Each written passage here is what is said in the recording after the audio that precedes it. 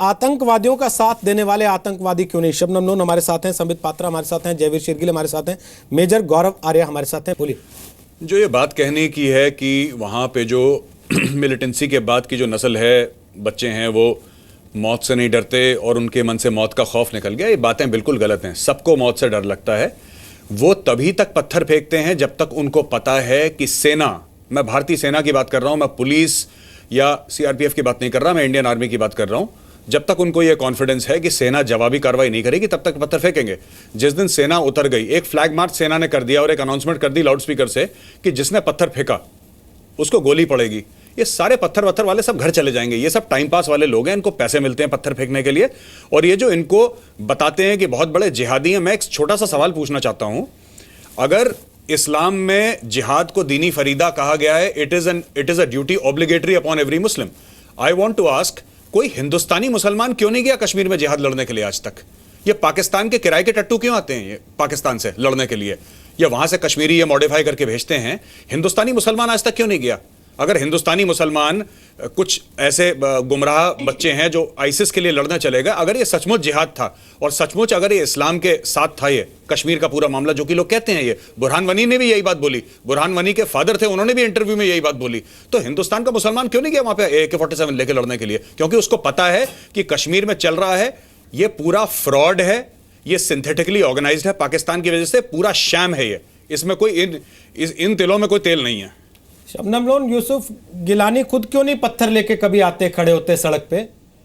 कभी क्यों नहीं यासीन मलिक को हमने देखा पत्थर लेके खड़े हुए हाथ में फेंकते हुए सेना के ऊपर?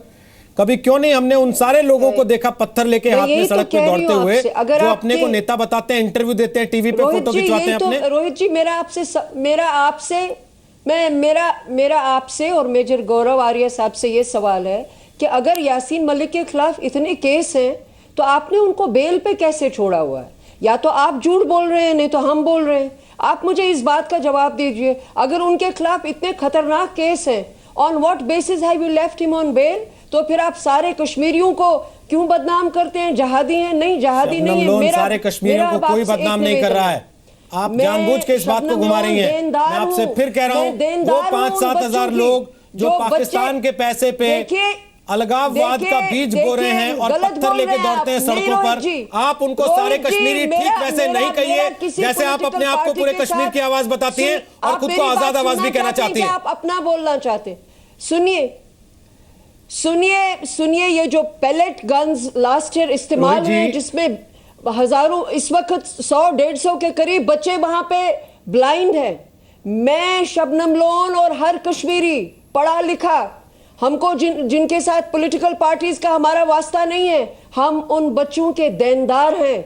We will give justice to them। और अगर आप उनको आतंकवादी कहें तो कहें, मैडम, देनदार तो आप लोग हैं ही, क्योंकि आप लोगों ने उनको जिन रास्ते पे ढकेला है ना, उसके जिम्मेदार आप ही लोग हैं।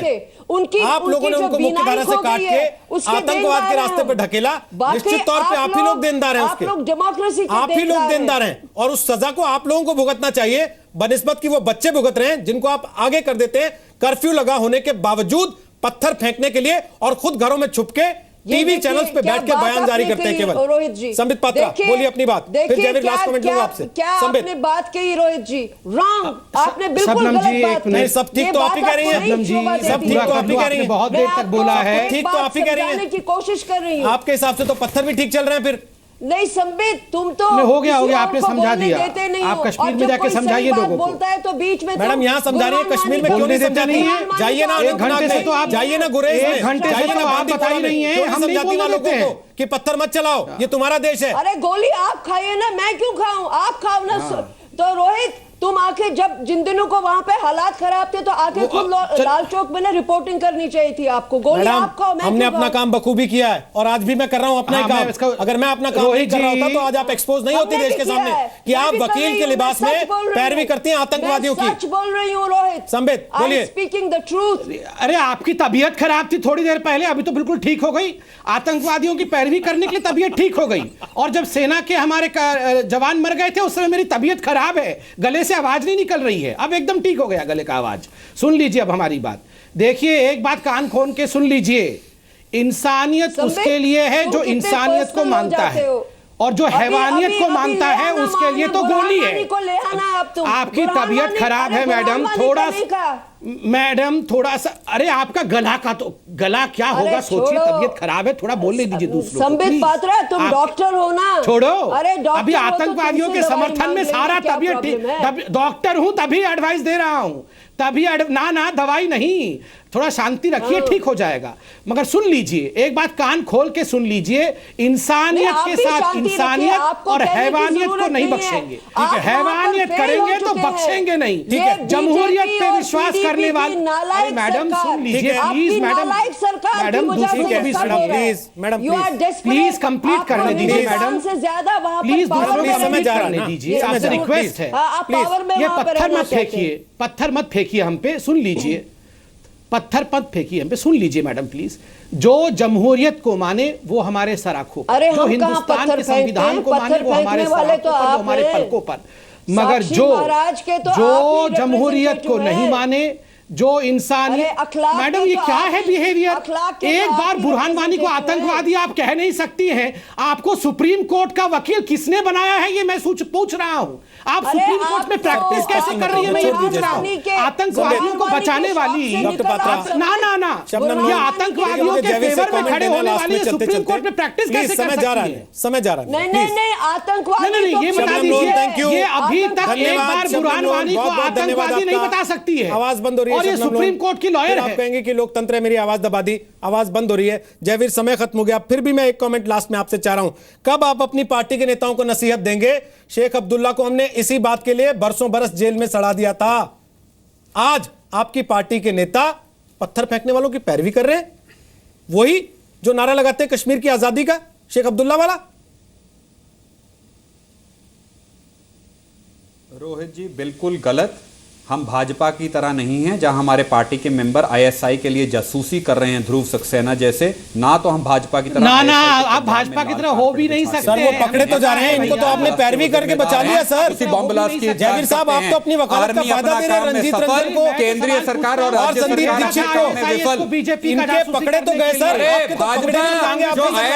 जासूसी कर रही है, ये ज्यादा नुकसानदायक है। कांग्रेस पार्टी को राष्ट्रवाद और पकड़ के जेल तो चला गया, आप तो पकड़ाने नहीं दे रहे सर, करने खड़े हो गए। पंजाब में आतंकवाद रहा और वहां आईएसआई को लाल कारपेट बिछा के आपने बुला लिया।